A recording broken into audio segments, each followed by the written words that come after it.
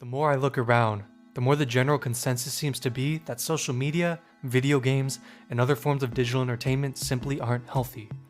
Digital entertainment has a bad reputation, being linked to things like mental health issues and social isolation, just to name a couple.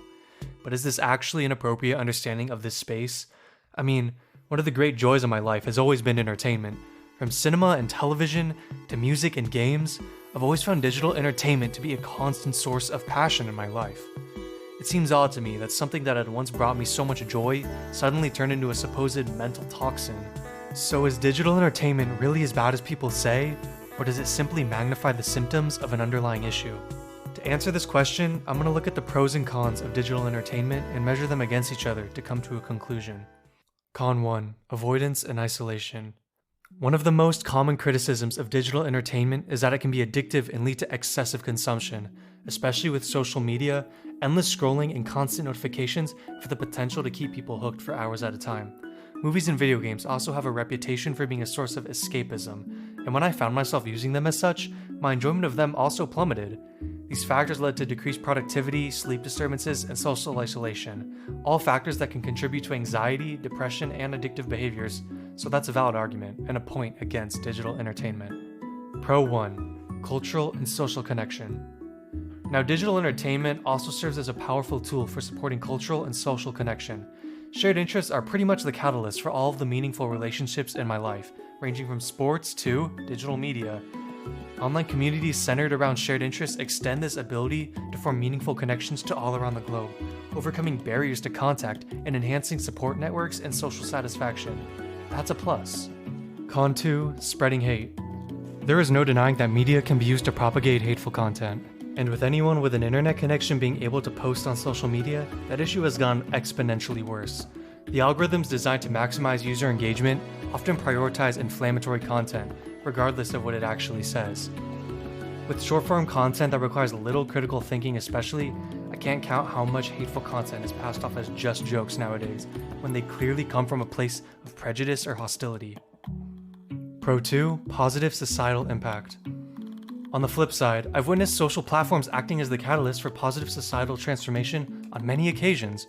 For instance, by empowering influential creators and communities to advocate for worthwhile causes like social justice and environmental sustainability. Con 3. Promoting greed and toxic consumerism. When used with bad intentions, digital media can easily be used to propagate unhealthy messages. We all know about influencer marketing and sponsored content.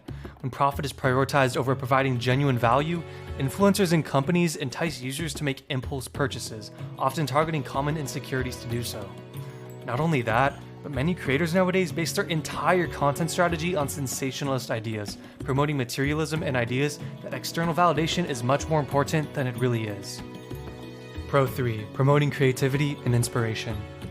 One of my favorite aspects of digital entertainment is the scope of new ideas and material it provides. From aspiring filmmakers on YouTube to indie game developers on Steam to screenwriters transforming the standards of a genre, creative material from anywhere in the world can now reach a global audience. For me, entertainment has always been about perspective, to provide new and exciting ways of experiencing or seeing the world, and the different communities around it to help you find the people you creatively resonate with. To this day, once I filter through all the junk, I still find that core experience that has always been so valuable to me. Let's stop for a moment. This could go on forever. We can keep naming good and bad things about digital entertainment to justify whether or not we should be using it. But what good does that do? When I look at this list of pros and cons, I notice something interesting. See how each row of pro and con is pretty much the opposite of each other? You might say that this means entertainment is both good and bad, but what if it actually meant that entertainment is neither? What if it meant that it was neutral? Maybe no thing is inherently good or bad, and when we think we're judging it, we're actually judging just how it's being used.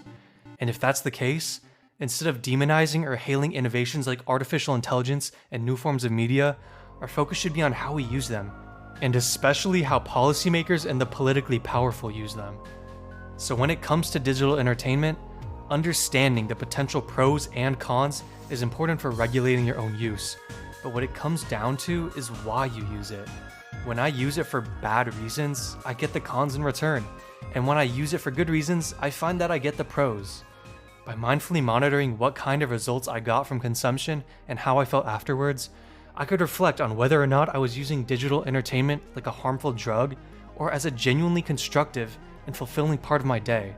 Ultimately, it has and always will be the values of the people using these technologies that determine the good or bad coloring of their impact on the world.